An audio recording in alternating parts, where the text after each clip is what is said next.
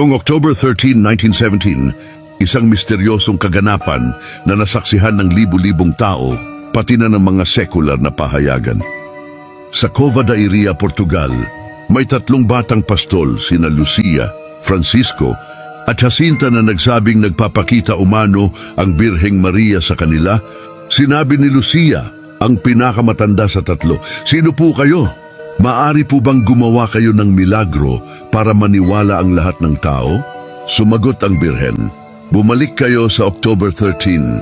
Sa araw na yon, sasabihin ko kung sino ako at kung ano ang gusto ko at gagawa ako ng milagro na makikita ng lahat upang sila ay maniwala." Dahil sa pangakong ito, kumalat ang balita sa buong Portugal. Maraming nagduda, lalo na ang gobyerno at ang mga dyaryo. Pinagtawanan sila at tinawag na baliw o magsisinungaling. Pero dahil sa tapang ng mga bata, kahit pinagbantaan silang ipakukulo sa mantika ng mga otoridad, hindi nila binawi ang kanilang sinabi. Noong umaga ng October 13, 1917, sa gitna ng malakas na ulan, dagsa ang mga tao na umabot sa 70,000 sa Cova da Iria. Nandoon ang mga sumusunod na pangyayari. Ang mga deboto at naniniwala ay nagdarasal at tumaasang may milagrong mangyayari. Ang mga skeptics o nagdududa, nandoon rin para panoorin ang pagkapahiya ng mga bata kapag walang nangyari.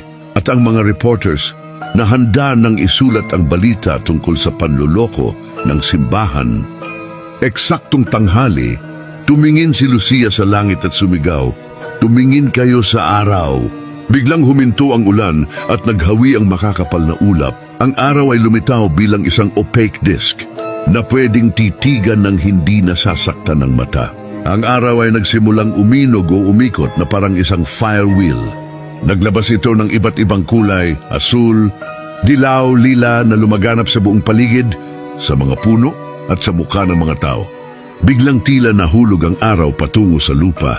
Ang mga tao ay naghihiyawan at nagdarasal dahil akala nila ay katapusan na ng mundo.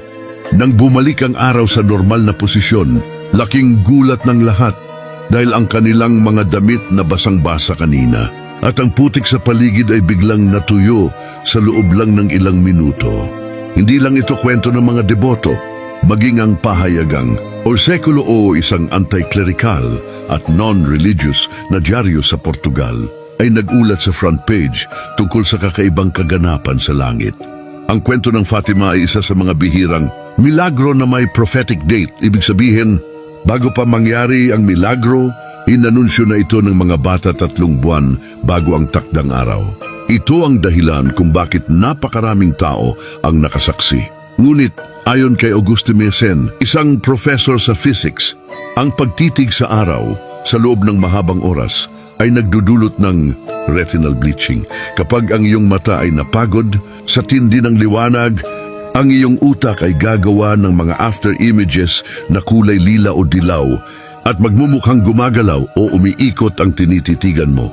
Ang problema, maraming saksi sa Fatima ang nagsabing hindi sila tumingin sa araw hanggang sa sumigaw si Lucia, pero nakita pa rin nila ang mga kulay sa paligid at sa mga puno bago pa sila tumitig sa araw.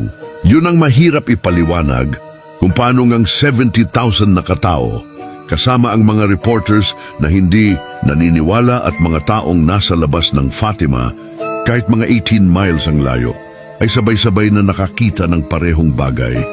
Hanggang na ngayon, walang astronomical observatory ang nakapagtala ng kakaibang galaw ng araw sa labas ng Fatima. Kaya ang teorya ay isang lokal na milagro o isang pangyayaring labas sa batas ng physics.